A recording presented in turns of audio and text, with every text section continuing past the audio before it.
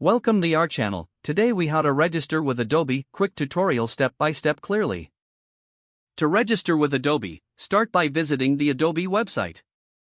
Once the home page loads, locate the Sign In button at the top right corner. Click on the Sign In button to proceed. If you already have an Adobe account, enter your email and password to sign in. If you're a new user, look for the option that says Create an Account and click it. Fill in the required fields, including your name, email address, and a strong password.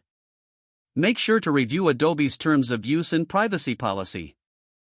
After completing the form, click on Continue to move forward. Adobe may send a verification email to your registered address. Check your inbox for the verification email and click the link provided. After verification, return to the Adobe website and sign in using your credentials.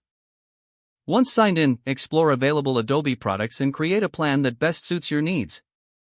Choose a subscription plan and proceed to the Payments section. Fill in your payment details and confirm your purchase. Upon completion, your Adobe account will be ready for use. You can now download Adobe applications or access online services through your account. Congratulations, you are successfully registered with Adobe. If the page does not load, refresh the browser or try again in a private or incognito window. Make sure you are using the correct email address, then retype it carefully to avoid small typos. If your password is not accepted, use the reset option and create a new strong password you can remember. Check your spam folder for verification or security emails, then complete any requested confirmation steps. Enable two-factor authentication if available to improve account security and reduce unauthorized access risk. After signing in, review your profile details so your contact information and settings are accurate and current. If you see an error message, note it down and try again after restarting your device and internet connection.